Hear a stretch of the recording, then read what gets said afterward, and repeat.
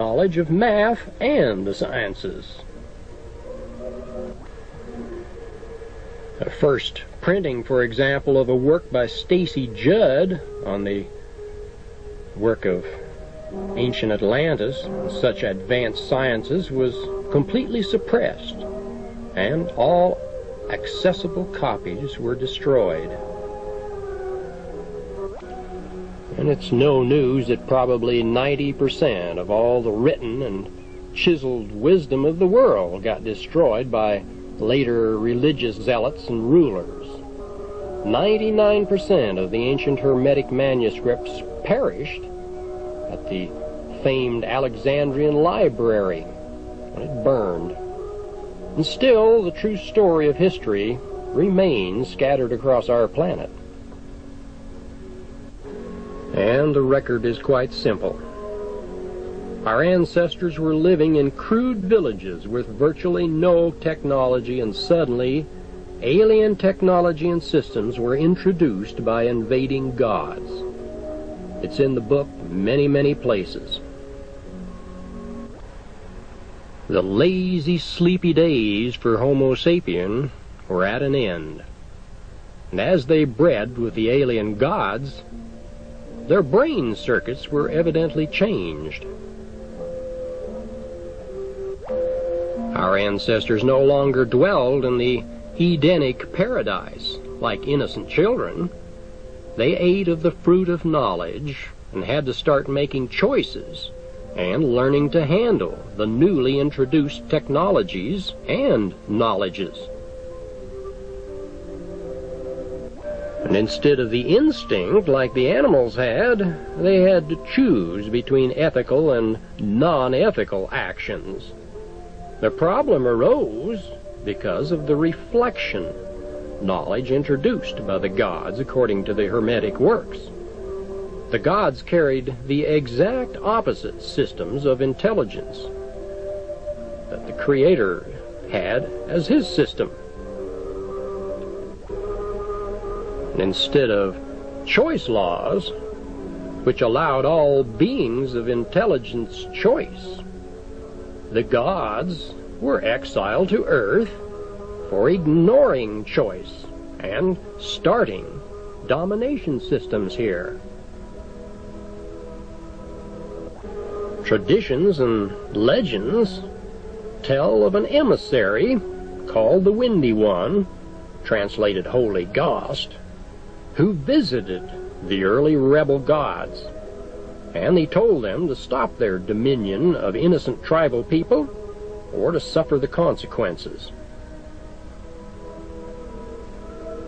And as the early gods and rulers refused, they lost their immortality and had to be born of babies, like the species that they had been subjugating. This is the legend.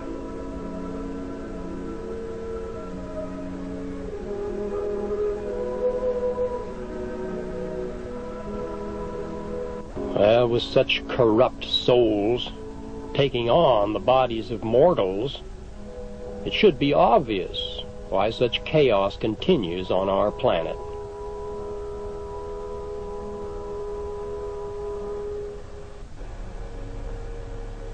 There are powerful, power-mad entities with superior knowledge of technology and domination tactics taking on human bodies constantly here.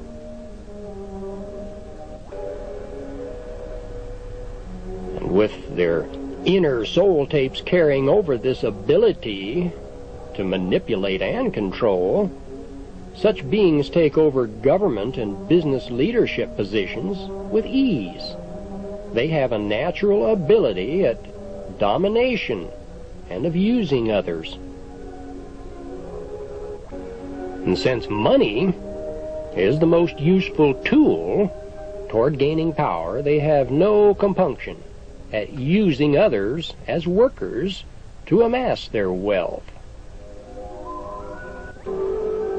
Because of their background, few of these ancient exile souls have any of the usual ethics to hinder their material progress here.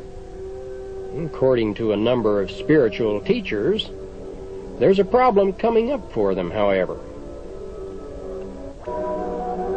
There's a time limit on re-entry into the Creator's choice system.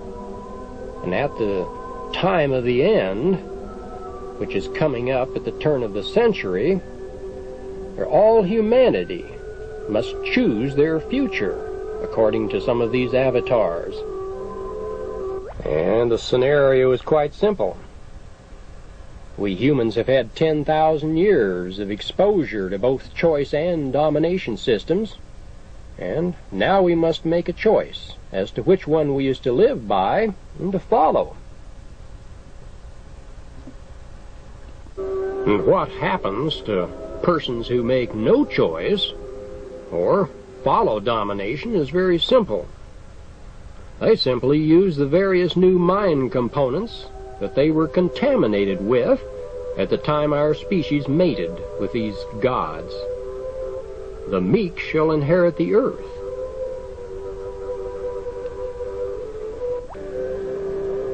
Well, what do we mean by meek? Well, in simplistic terms, this means a return to animal instinct. The fruit of knowledge will be stripped away again, and the simple life will return once more to earth. Those that wish to carry on in higher knowledges with intelligence can do so under ethical self-control. And those who want to go back to the simple life and escape the responsibilities of self-control can do also. A soul-led being will choose, and the choice will determine the being's status for an eternity, according to some of the avatars. Well, the world's Bibles put all of this in more simplistic, veiled terms, but the basics were there. All Bibles have been filled with the doctrines of choice and ethics, and the doctrines of fear and domination.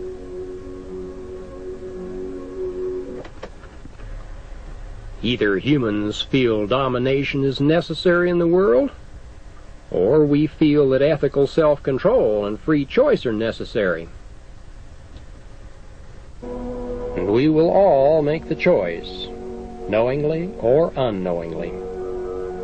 And it is necessary under choice laws of the universe that we make this choice. And in our production of Earth Report, there are further details on this outline. But in our journey through recent history, this background is enough here.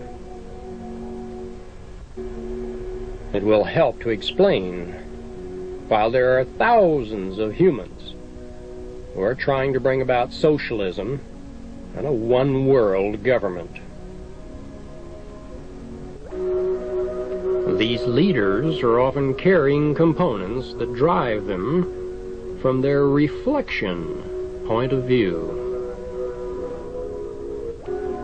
A point of view where they feel that they are superior and need to rule over the childish majority here. To them and their leaders, humanity will never have enough self-control and ethics to make a reasonably stable civilization here. They actually feel that their superior intellect and abilities are needed to govern the rest of the world's people. And if their tactics are ruthless, well, so what? The souls will find new bodies later, and nothing's really lost in the long run. But what the advocates of domination seldom notice is that this system is self-destructing.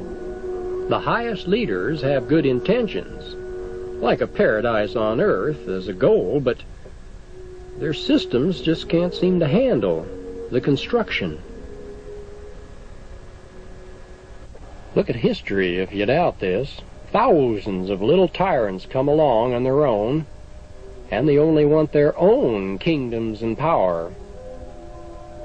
The higher level domination leaders simply can't control all these little ambitious underlings. Yes, you can look up this erosion principle in history books on your own. A good place to start is Rousseau's monumental Freedom and Domination. This is a classic in the field, and it shows how all governments and systems of the past self-destructed as their choice principles eroded away.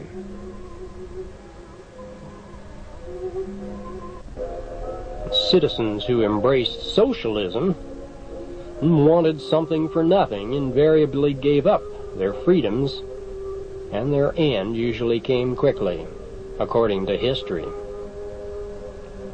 Well, the elite rulers work through governments because people easily follow governments, and the governments can usually be manipulated and controlled by the elite. And the founding fathers of the United States did their best to set up a constitution that was invulnerable to the ruling elite. And they knew what a government gave, it could also take away. And they set up the system so that all laws which were unconstitutional were invalid. And today, hundreds of thousands of laws are unconstitutional, but they are not contested and overruled by the indifferent citizens. Well, William Penn wrote that if we weren't governed by God, then we would be governed by tyrants. That's quite a true statement. Virtually all of our founding fathers wanted rights of the individual over the rights of the state. And they were restrictive toward government rights, not the rights of the individual. They also knew that property was important. Governments that could control property could control the individual. And as socialistic governments set up taxation, licenses, and permits and such restrictions quickly eroded away freedoms. And production in socialistic and communistic countries stagnates when private ownership and sales rights are stripped. The tiny private plots of farmers in Russia and China were supplying about half the food in the mid-'80s, even though there was 5 times the land on collective farms of the state. Choice factors have always proven superior to the peoples of the world. Only leaders constantly brainwash and coerce people into domination systems, and it's usually for their own gain and power. And of course this leads to an early death of any system or structure. And to see how all of recent history has been corrupted by domination leaders, let's look at events after the time of the Byzantine Empire in Europe. This huge empire lasted 1,200 years and was the last successful empire to remain free of the elite and their hidden control. After this time, the church and state never worked together peacefully again. The rulers found that they could rule through their monetary systems if they kept many small factions quarreling and fighting among themselves. And if they could control from behind the scenes without any attention or discovery under such conditions, they could live just like the old gods of legend. One of the world's great ruling structures today is the Rothschild Group. And they started from a banker named Amschel, who financed King George mercenaries during the war against our first patriots. And today his descendants make up our Federal Reserve System and rule much of our world today. And it was from the Federal Reserve System that the money came for the 1917 Communist Revolution. The Rothschilds wanted the billion-dollar fortunes of the Tsars or the Romanov rulers of Russia. And once this fortune was seized and safely in the Rothschild banks across the world, the more or less ethical Romanov lineage was replaced by the completely unethical black nobility lineage now ruling the world from Europe.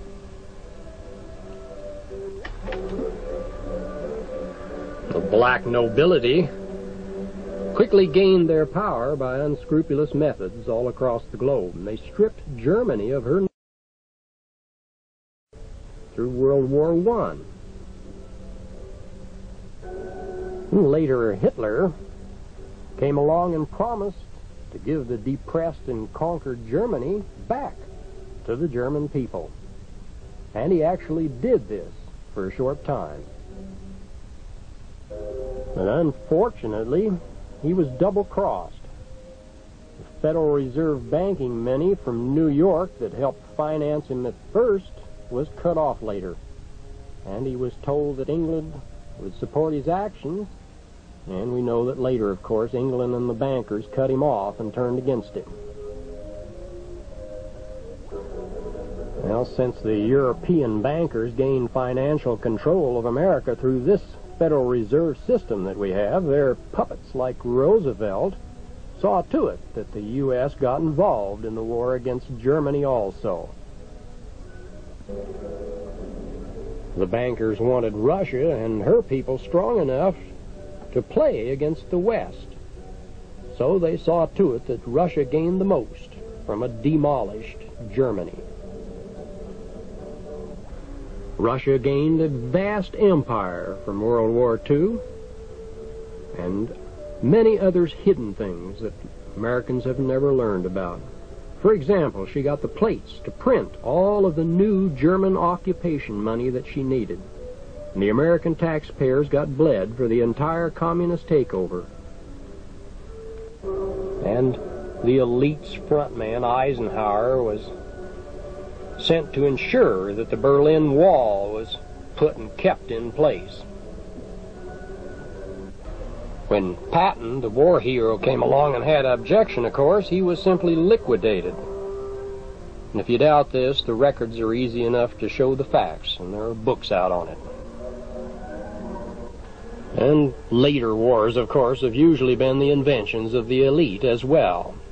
Ho Chi Minh, for example, was under a Rothschild agent, Donovan, prior to his being put in power as a frontman leader.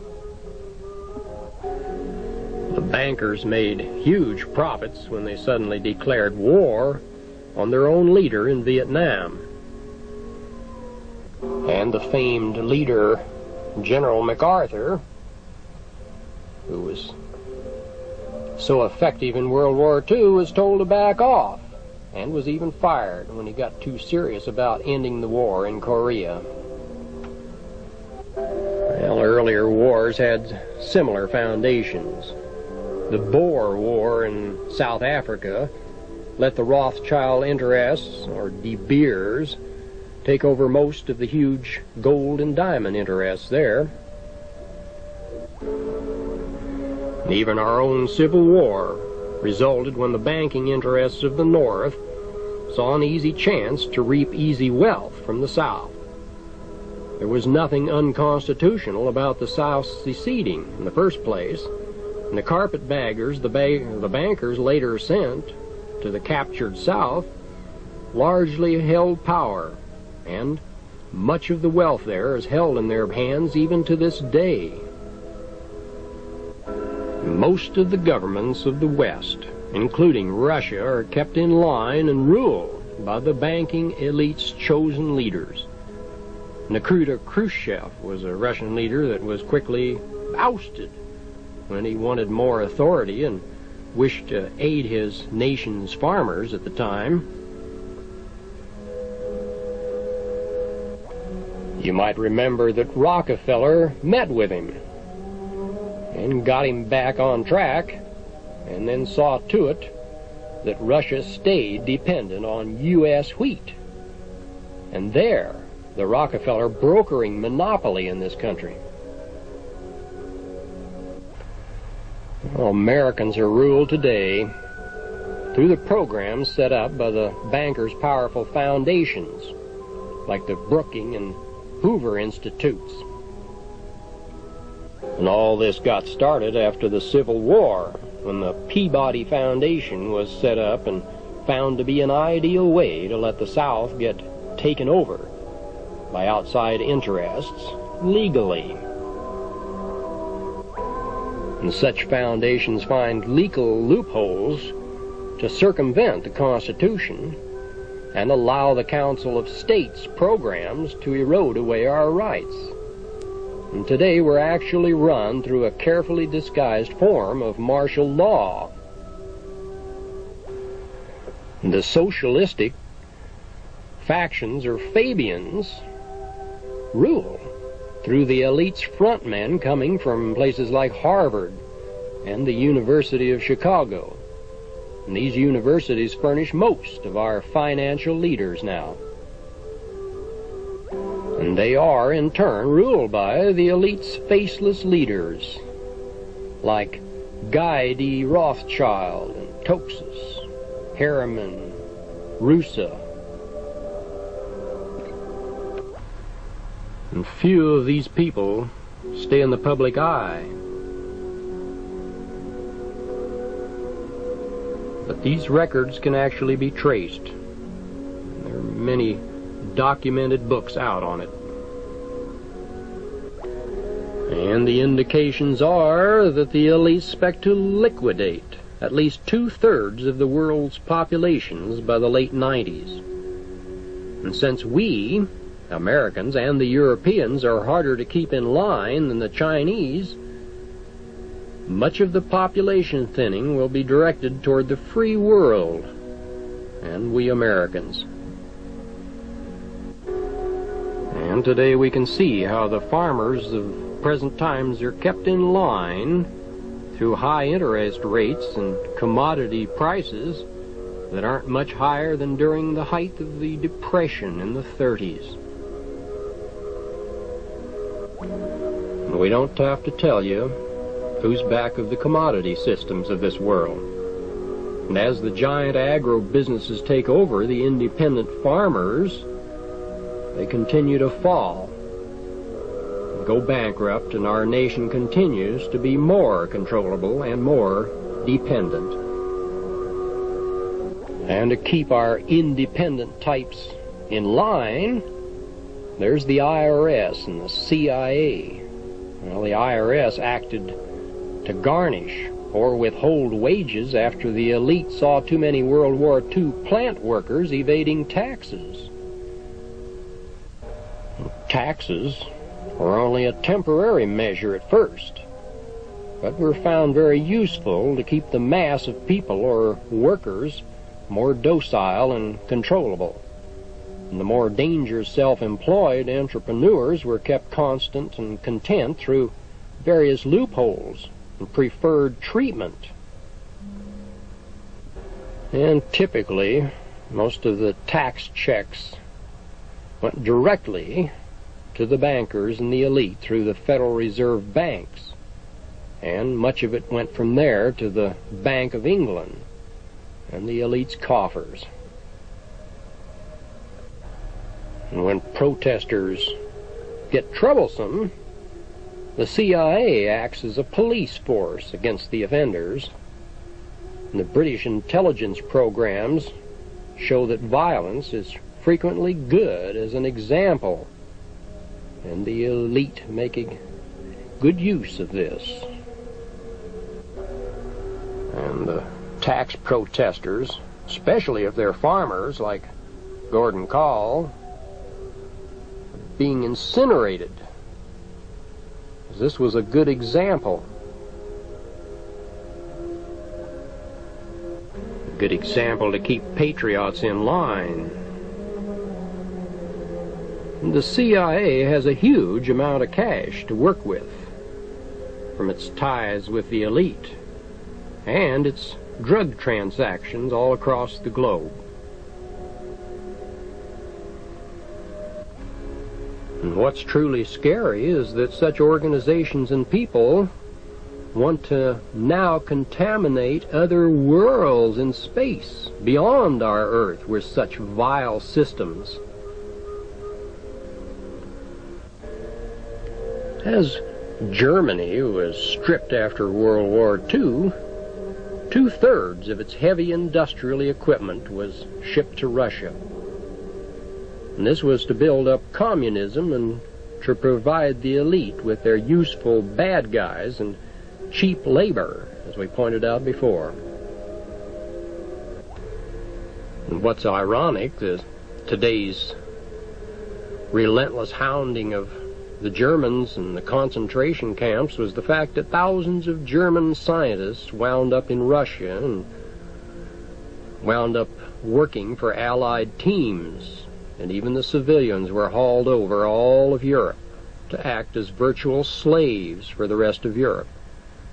And Hitler had given the world incredible new technology by stepping outside the usual restrictions of the elite.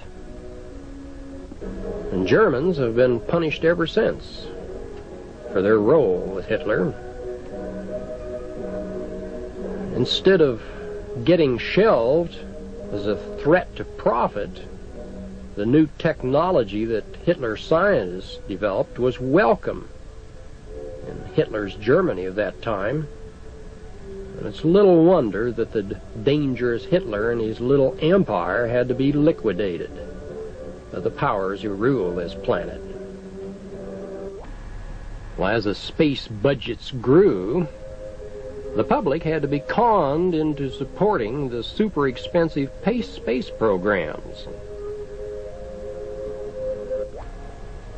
I might add that Eisenhower purposely turned down America's first satellite project in order to allow the Sputnik victory of Russia. And this allowed the space race hysteria, which helped to support the needed tax increases at the time. And Nixon, of course, followed orders and allowed billions of dollars worth of equipment and high-tech data to flow to Russia as legal commodities. And the public, of course, was given an entirely different view by the press. Later administrations built up Red China's technology through thousands of intricate, complex, brilliant little schemes. And occasional congressmen who protested were bought off or threatened or even liquidated. One example of this was Larry McDonald, who was a vocal anti-trade congressman at the time, who was blown out of the sky in the infamous Flight 007 over what was once northern Japan, or the part of Japan our leaders gave away to the Russians.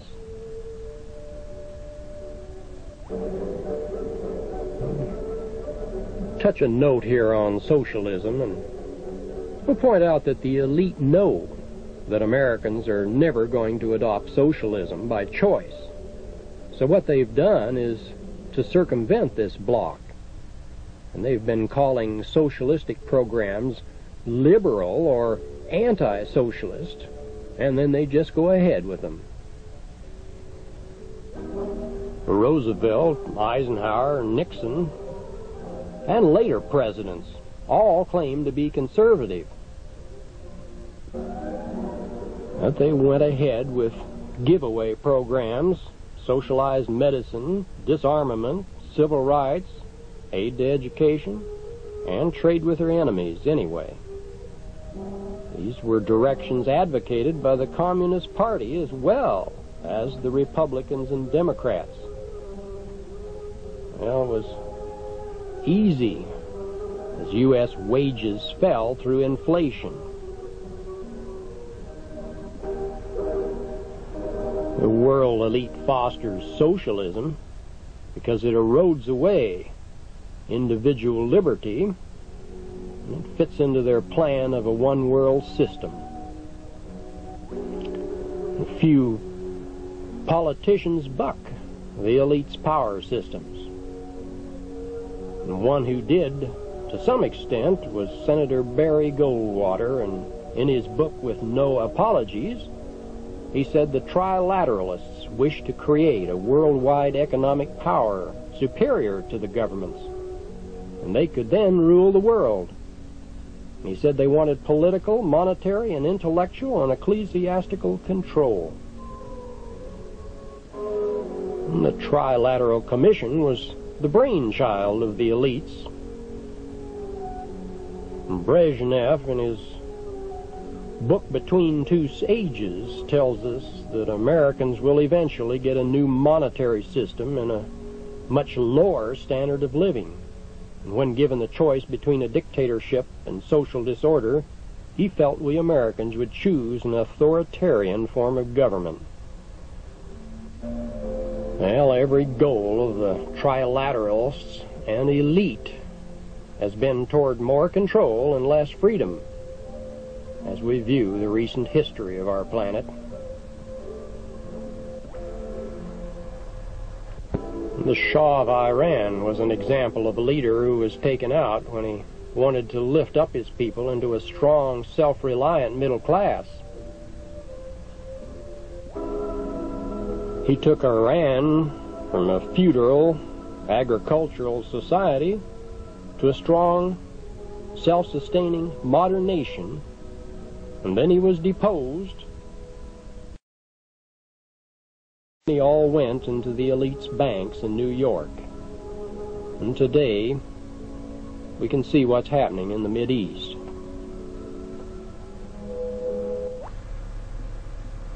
Strangely enough, the Khomeini who replaced the Shah was not even the original Khomeini.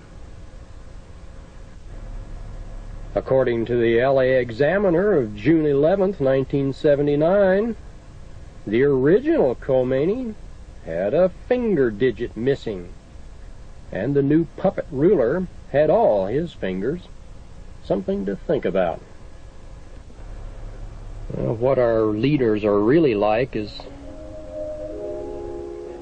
a moot question.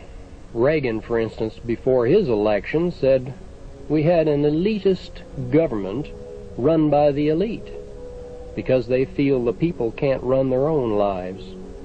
And later, after his election, he filled his administration posts with 64 CFR members and numerous other ties with the elite.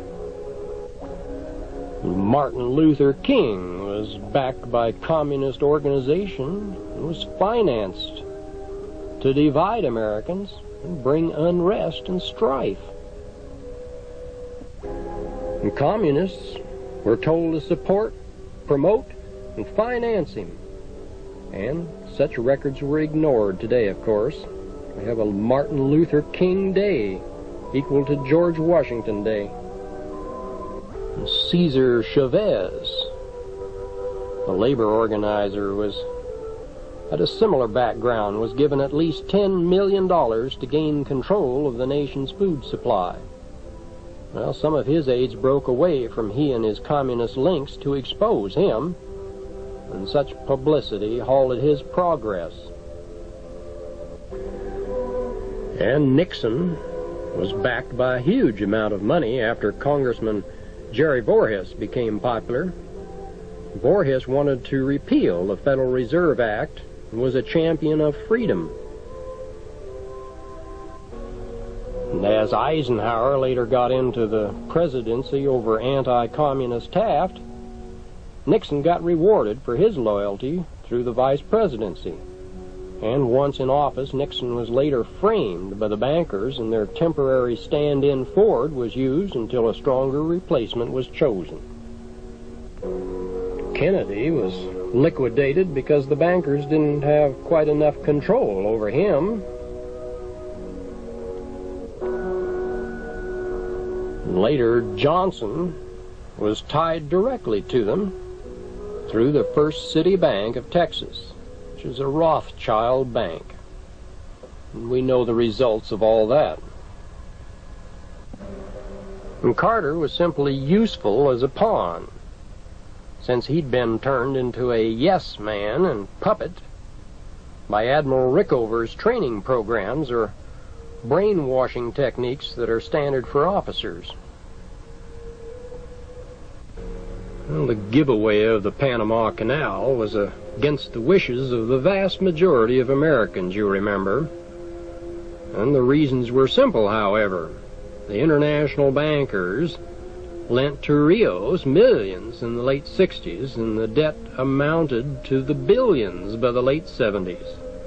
Bankers saw no other way to get their money back than to get a hold of the shipping fees from the canal and get the U.S. taxpayers to bolster up the economy of Panama. And things went just as planned, you remember. New agencies like OSHA were designed to break down constitutional freedoms. OSHA dictates broke at least 3 amendments of our Constitution. And things were getting pretty well out of hand until an Idaho businessman took OSHA to the Supreme Court. And they could enter a business without a court order. It was decided that it was unconstitutional. And OSHA has now lost its fangs due to the efforts of this one businessman. And the moral of the story, of course, is that it shows what one individual can do under what's left of our Constitution. And other freedom fighters with knowledge of what's going on have been less successful in most instances, but there are many victories. To mention a few of the less successful freedom fighters, we might mention Rudolf Hess, who just died this year in 1987. He rotted in prison all his life because he knew about the Federal Reserve bankers of New York that financed Hitler and information such as this. And Ezra Pound was a noted another writer at the time of World War II, who was kept in a mental institution until 1950 to keep his mouth shut about how FDR got us into the war and how the bankers really ruled the world. There are dozens of lesser knowns that were liquidated for the same reasons. It's probably well at this point to mention something about population control measures. The constant negative press about coming social and environmental disasters.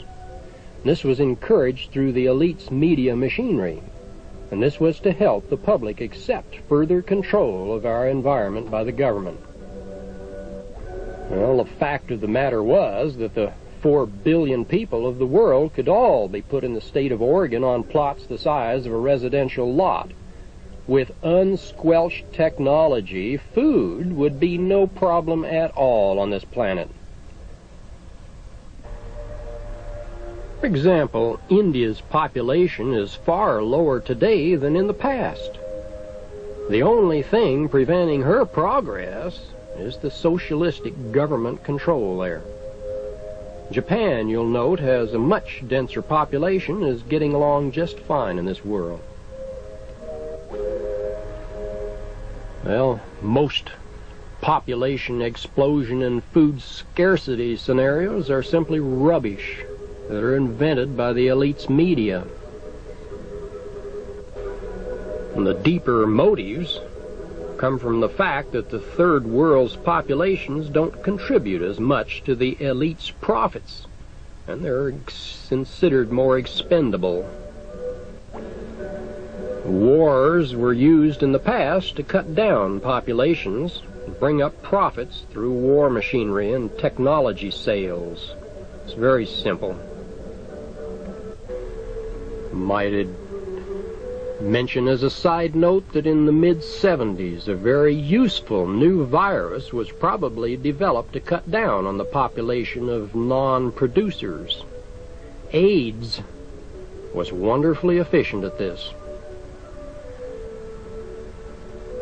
And resistance to AIDS broke down through contaminations in the diet. Evidently, too much sex and too much distorted sex could break down this immunity.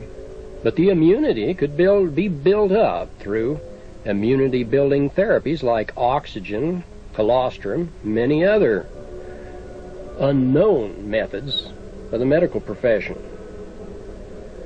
Homosexuals usually have dozens of sexual encounters a week, you might recall, and this brings on problems. Well, not all the third worlders are liquidated, of course. During the 60s and 70s, vast sums were drained away from progressive nations and funneled into the third world nations. And this tended to bring more equitable distribution of the world's resources and decrease the power of nations like the United States. The United Nations was a useful tool toward the elite's new one-world systems, you might remember. Let's mention a few things about the one-world goals of the elite. Now, we Americans are often appalled. Our fellow humans could support communism and the one-world order aims of the elite, yet this lure is simple, as we tried to show you before. The world is simply filling up with too many persons who are dangerous and have very little self-control over themselves and their actions. The more brilliant elite and world rulers feel that the only real hope for a stable, fruitful world is a one-world system under a benevolent leadership.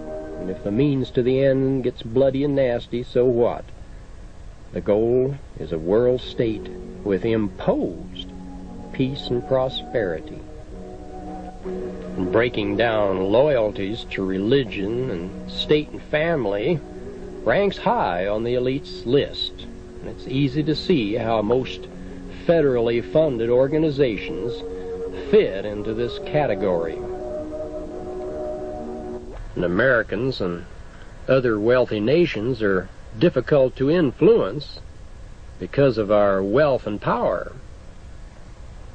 Yet we're easily corrupted through money, power. It was after World War II that it was decided that we had to be stripped of our wealth. They had to bring up the rest of the world. And the goal was a more equitable distribution of wealth and resources. Never mind that many races and peoples didn't deserve their rewards through initiative and brain power. The name of the game was to temporarily handicap and drain the people who did produce and to reward the non-producers. But as the late 80s came, Americans hardly recognized that they'd been stripped of much of their power and strength. We'd willingly worked like slaves to make payments on goods and property that many of us never owned. And we followed the course that our taskmasters laid out with little complaint about it. The terrifying majority of our population lived with most of their emotions destroyed in a fantasy world, a world of facades and propaganda.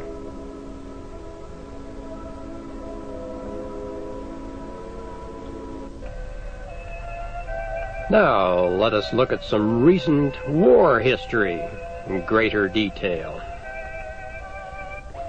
Like most wars, World War II was largely brought on by profit motives. Lives are expendable for profits. And what we're not told in the history books is that during World War I, Germany had been drained of assets, and the country was pretty much in the hands of the Jewish bankers and church factions. And by the time that Hitler came on the scene, Hitler seemed to have genuinely wanted Germany back in the hands of the German people when he first climbed into power. And then, with rather ruthless methods, he clawed his way to a position where he could actually make good on his political promises.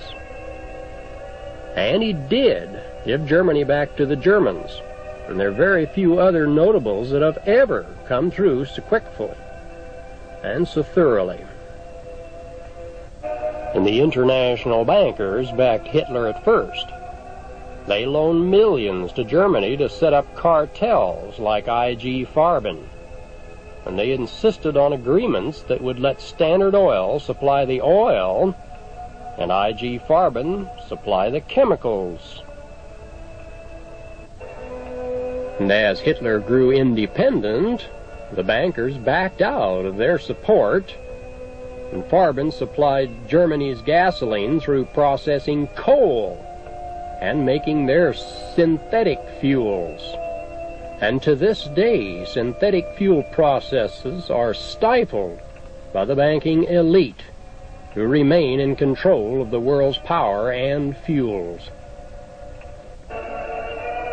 Later, the bankers tried to gain greater control of America through the Depression and control of President Hoover in the early 30s. Well, Hoover was having none of what he called their totalitarian liberal controls, and he tried to fight their socialistic legislation. And as a result, the media smeared him as a supporter of big business and being against the little guy. Well, this was exactly opposite of the facts, and the bankers had little trouble getting their man Roosevelt in office.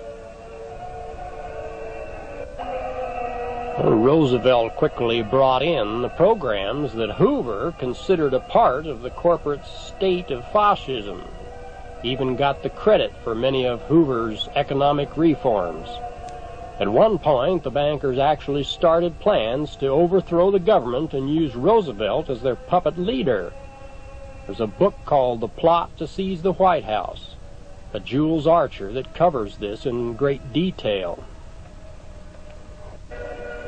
Well, as this plan was squelched, it was decided that war would allow restrictive controls to shackle Americans faster, and so plans for war were made over and over,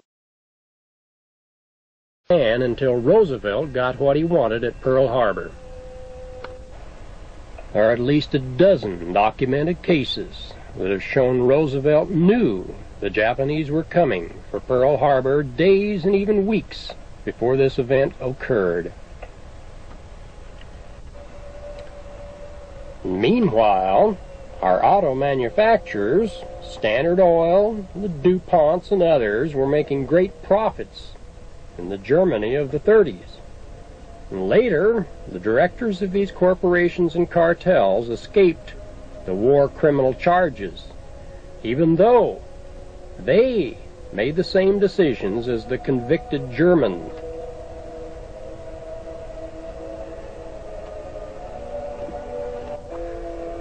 And as Germany invaded Austria and Poland with U.S.-made tanks running on Standard Oil's gasoline, Hitler became a little too independent for the bankers. He became a little dangerous, and they decided to liquidate him. They were certain they had to liquidate him when they found out that his scientists were about to work out a method to release neutrons. Realizing that a super bomb could give Hitler awesome power, they decided to get the U.S. involved in a war and to fund the first super bomb themselves through war economy taxation. Well, Chamberlain and Churchill, who were once at odds with each other, suddenly began supporting each other, and Hitler became the bad guy of history, and we never hear the end of Hitler. Well, Roosevelt preached peace outwardly, and inwardly he carried out the orders of the elite who put him into office. He appointed CFR member Marshall to keep MacArthur and other independent officers in check. and he plotted to get the Japanese to attack and burst the anti-war sentiments of the American public.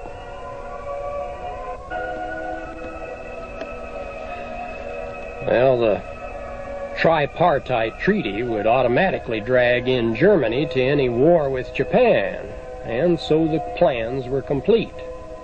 And we might add that during this time, German U-boats were avoiding American vessels, yet they were getting shot out of the water themselves if American vessels found them exposed.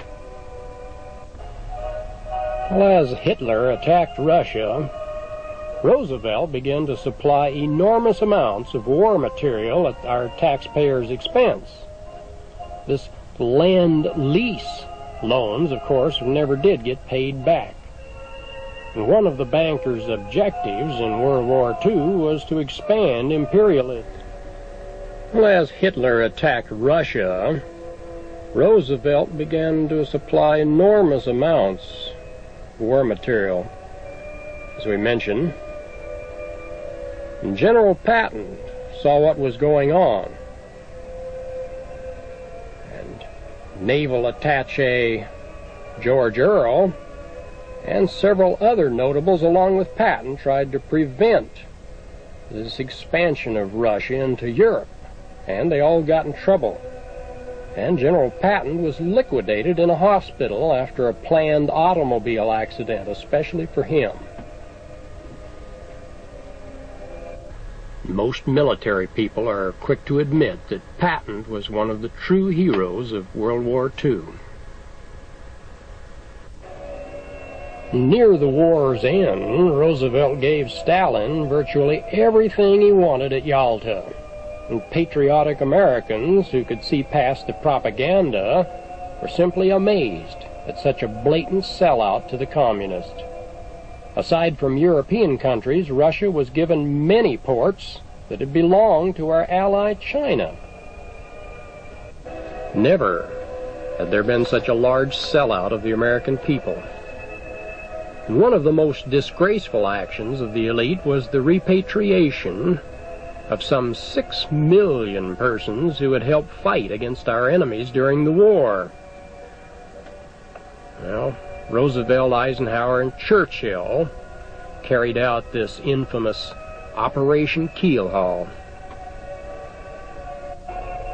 What happened was hundreds of thousands of Cossacks and other Soviet soldiers were executed and tortured after being turned back to the Soviets after the war. And as the Russians took over Germany, they brutally plundered and raped the German women with the support of our Allied leaders, who called the Germans barbaric. Well, 16 million Germans got moved from Central and Eastern Europe for no good reason after the war, and countless women were used and abused, and hundreds of thousands of men were shipped off to work as slave laborers all across Europe. And there were 2 million persons that actually died during this period of migration. None of this is mentioned in any of the official history books that you will read. We and our children are still taught the official state version of the war, which of course is carefully censored and distorted, and our people are still too busy at working to keep their heads under a roof and their mouths fed to look into the truth. And we still love to see the bad guys get bombed and taught their lesson. Fantasy. Well, the international bankers, or elite as we call them, made millions in war profits and set up communism over much of the world through World War II. We have very little to be proud of.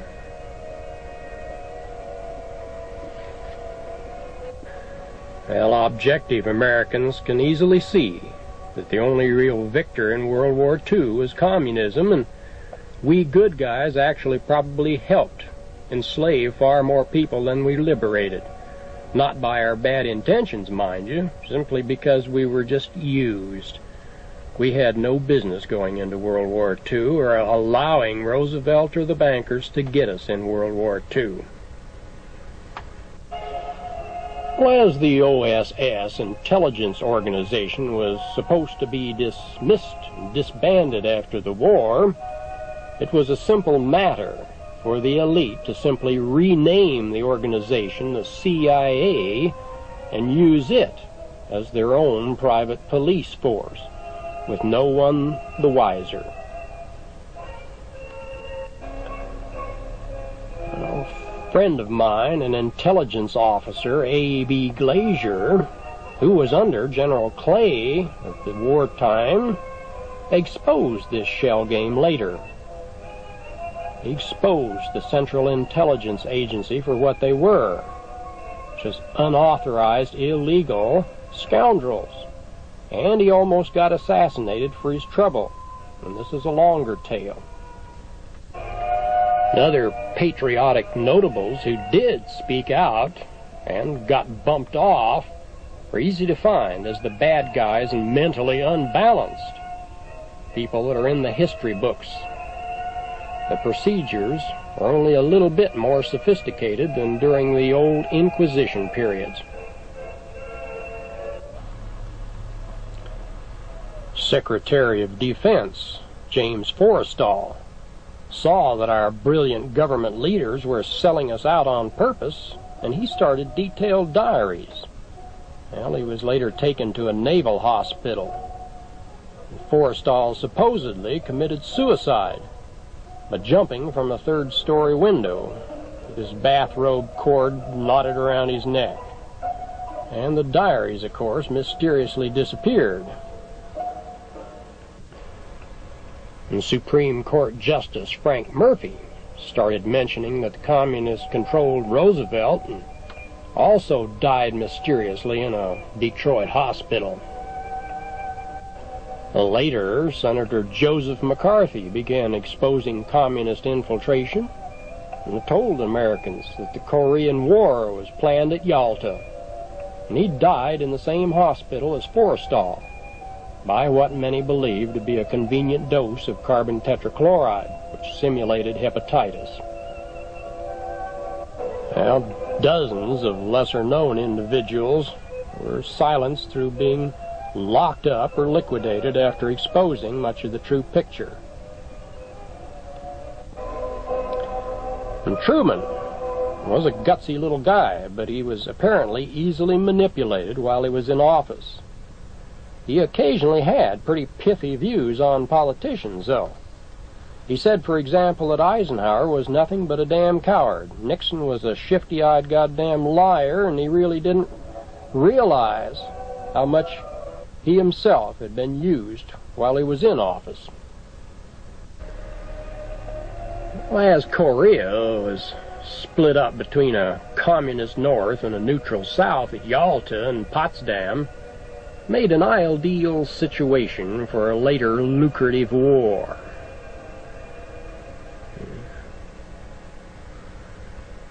The Chinese Communist volunteers are celebrating.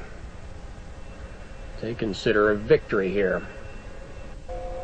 True history of Korea is very simple, of course. We deliberately held back defense money slated for South Korea, and we later allowed the United Nations and the Communists to suck us in to a police action.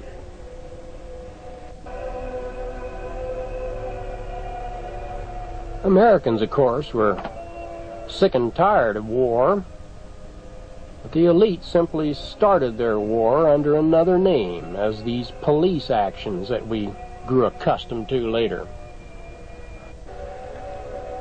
We had a few good men like General MacArthur, who was furious because every time he tried to win this war, his secret plans were either leaked to the enemy or he was halted in his tracks by Secretary of State Marshall or other front men for the bankers.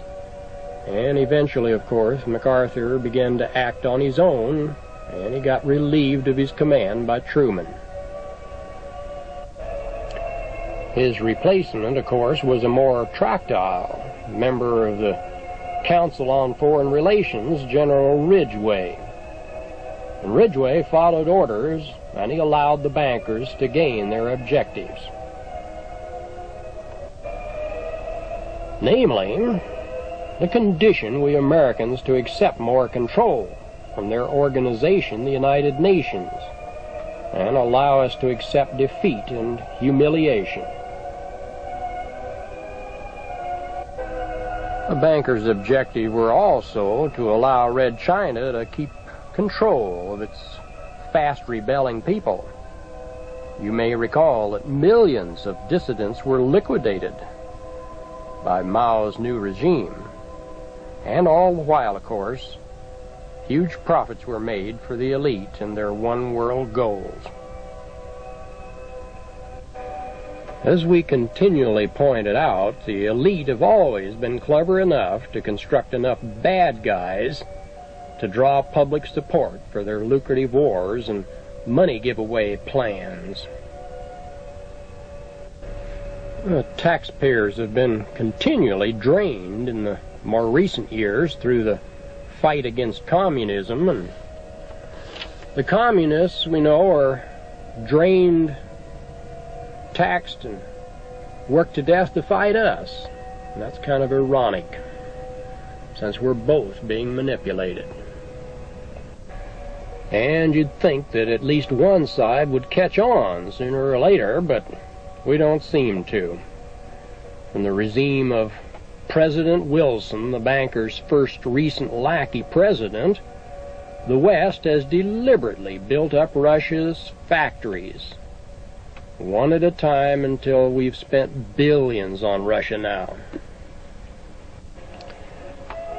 Using the superweapons technology as a dreaded threat to the free world, the bad guys and good guys game could not only bring in vast profits, could lead to a breakdown in the freedoms of the West. We can see what's happening. For decades now, our corrupt and bought-out leaders have supplied Russia with everything she needed to keep this old tug-of-war game going.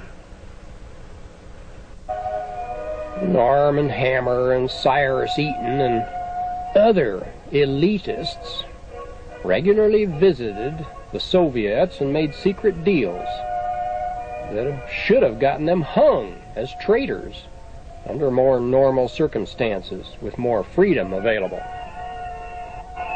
And hundreds of American firms constructed the factories in Russia in the 20s and 30s, and their steel and oil plants in Russia are still thought to bring in huge profits that the international elite never pay U.S. taxes on. And Lend-Lease giveaways after World War II built up Russia into a great power, and the industrial population of slave or cheap labor to get their profits there at an optimum level.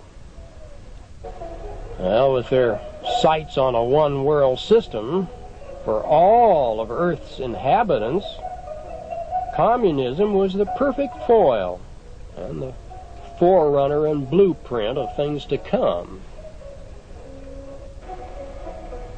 And now that we've looked at some of the outward manifestations of the elite for profits, let's take a look at who they are. And this man you should recognize. Former leader of Israel, Begin. And Begin, of course, is a Jew. And this brings us to the most controversial subject of all, the Jews. And just what part the Jews play in the world of the elite rulers is foggy at best. Dozens of conspiracy researchers disagree, and generally speaking, there's a number of different levels of Jews. The highest-ranking power yielders based in Britain are often Jewish, yet they continually use their own race to do their dirty work as scapegoats. And this is Edgar Bronfman. The Seagram Whiskey Empire, one of the richest Jews in the world, is a good example. And when the Romanov family of Russia tried to draft the Jewish merchants in pre-communist Russia, it infuriated them. They were used to being privileged, and as a result they worked together, and the czars fell.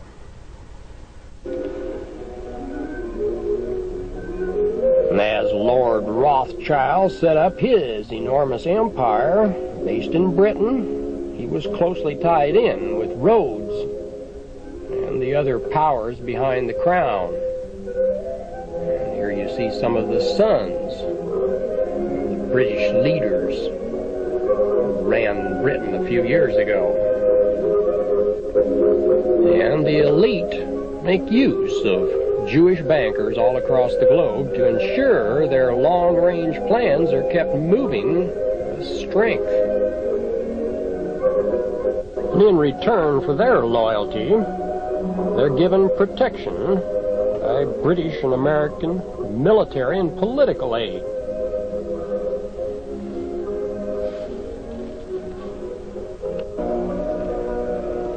Well, in the United States, much of the media, the nation's wealth is in the hands of elite Jewish factions. Yet most of these Jews are subject to even higher powers and influences. The Jewish controls and lobbies over our government and politician is awesome. And it helps Israel get 25% of our whole foreign aid budget. That's over $2 billion a year. And by the 80s, at least, there were $1,000 a day going for every man, woman, and child in Israel. And half of Israel's budget came from aid and gifts from various countries like the United States, which, of course, Israel hadn't earned. And, of course, this in anybody's book makes Israel a parasitic nation. Goodness knows why the Arabs are upset. Well, as I pointed out earlier, the answer is simple on why all this is occurring, because certain races, like the Jews, have a greater DNA strength in their priority component lineage. Moses set up strict laws to assure that his advantage was not lost through sloppy interbreeding in this race. Think about it a minute. The Jews may advocate racial mixing for other races, but they just don't do it themselves. And the result is obvious. The Jewish race can manipulate and use domination tactics better than almost any other race. Oh, I know there be ivory tower theorists who disagree with all this. But these ivory tower theorists who got everything handed to them and learned all they know from books may disagree with anything that's not in the books. And all you need to do is research a little on your own. You'll have your proof. And I may sound like a racist, but I live near Palm Springs, California, the watering hole for many of the elite in America, and I'm simply telling you the facts as I know them firsthand. And generally speaking, Jewish people can be very delightful and affectionate until a business deal comes along, and then outsiders, or goy, as we're called, are fair game. And to be fair about it, of course, the same thing is true to a slightly lesser extent with some Europeans and some Asians and some other Americans. Well, the point is that the DNA patterns that create the manipulative part of the world and the mind is not particularly in the race. It's in certain segments of the race and in individuals. And The Jews, unfortunately, have had a long history of fanning up sympathy to gain advantage. And the German Holocaust issue is a very good example of this. And for its support of Israel, Germany has paid billions. And the Jews never give up, just hounding Germany with its Holocaust con game. Any persons with strong anti-Jew opinions is automatically anti-Semitic, and they're dealt with very severely. An example is the Institute for Historical Review, that published books that proved that the 6 million genocide legend was blown way out of proportion. And what happened? Well, the IHR offices were burned up later. And the facts you never hear are quite simple. Much of the truth is scattered in newspapers of the period, and eyewitnesses were fast dying off. What happened was the Jews boycotted Hitler, and they declared war on Germany as early as 1933. And what you see before you is a 1933 newspaper that proves this fact. Well, little wonder that Hitler favored using rebel Jews in his factories to turn out war materials.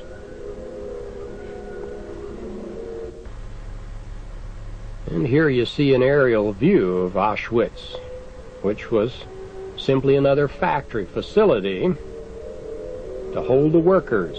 By the time Allies had bombed most of Germany to rubble, food was short, and camp inmates and workers were dying of typhus and malnutrition at all-time high levels. And this wasn't a purposeful extermination campaign. It was the result of war hardships. Many Germans were starving on the outside also. And there are many first-hand accounts and records that are available to set the record straight. The Jewish-controlled media, which is about 99% of the media in the United States, simply won't tell the truth to Americans because it isn't profitable for the bankers. And here's a Frenchman that was at Buchenwald, and he tells us the gas chambers were nonsense.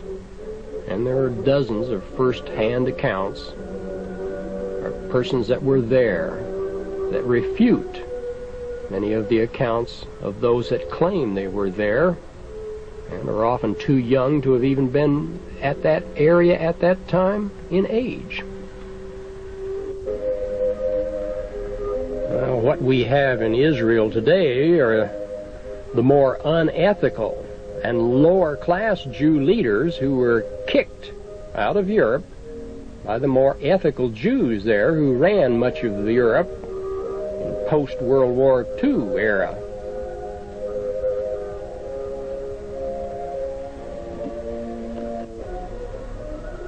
Begin, the former terrorist who headed Israel for years, was typical of this breed of Jew. And an intelligence officer friend of mine dealt with both factions and got the boat that took them all to Israel. And their leaders asked them to leave because they couldn't be trusted, wouldn't work with the other black marketeers of Europe. And the Jews who control much of the world's banking don't really work too closely with these Israeli Jews. And in the United States, the Jews control the investment banks, which make 5 times the amount on loans over regular commercial banks. And Roosevelt was the one that handed this to the Jews through his Stiegel bill. And this was just after he gained office.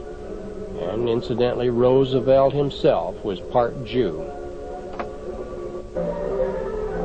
And all this, of course, brings us around to the Arabs, or the neighbors of the Jews in Israel. and why they have reason to resent them. Well, this is because of their land grab. Israel took their Palestinian land on the West Bank, and this was the Arabs' major water source. And there are 1 million Arabs that are now enslaved on the West Bank. Many Arab nations simply have too many billions in Jewish and New York banks, though, to turn on their bankers, the people who use them.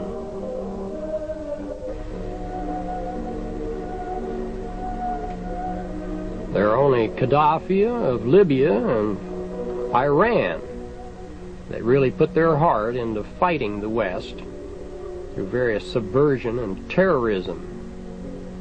And we can see their reasons if we look back in history, because their countries were looted by the elite bankers, and they consider we Westerners corrupt and unethical, or at least our leaders. And while Gaddafi may be rather ruthless, he does feel that he has a good motive for his actions. And little wonder that the Arabs are not all ruthlessly attacking the West, because actually the bankers used the oil-rich Arabs in a clever scheme in recent years to grab much of the world's mineral wealth. They got the price of oil tripled in 1973 on the condition that the Arabs deposit most of the money in their New York banks for 30 years. Well, the Arabs at the time weren't too sophisticated, and they were led down the garden path. And what happened was that the bankers loaned this money that they'd received from the Arabs out to the third world nations through separate fronts. So if the payments were defaulted and the money disappeared, the bankers would get off scot-free. And the elite got most third worlders who borrowed this money way in debt over their heads. And this gave them the opportunity to forgive the debts of the countries who were indebted if they would just sign away all of their mineral and oil rights. Well, many countries took the bait. And the rulers, though, like Marcos of the Philippines, who didn't, got deposed pretty quickly. Might add that the Mohammedans who follow Muhammad, shown here, do not have interest. They consider it usury. And of course, Moses and the early Christians taught that usury was wrong, and today, of course, we Christians are being used by the elite and their banking systems that brought in usury. Something to think about. And because of the bankers' action and what has taken place recently, in these 80s, as they come up, it appears the Arabs may suddenly start dumping their stocks and paper wealth on us at any time. And when the world finds that 90% of the Arabs' wealth has been squandered by the bankers who were supposed to be storing their money,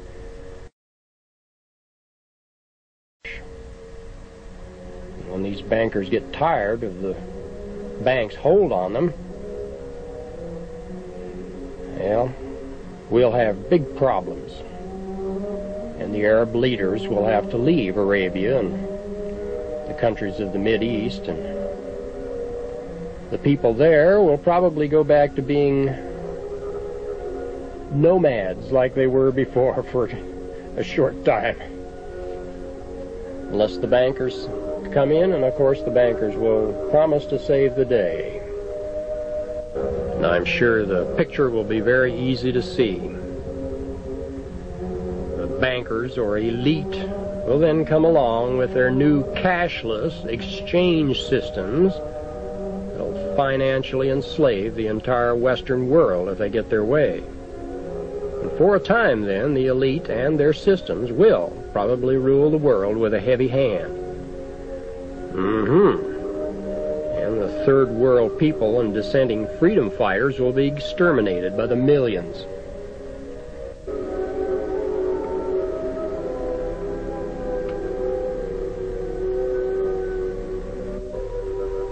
Well, now that you have a quick rundown on recent history and the factions that run the world behind the scenes, let's go one step further and try to plot our future.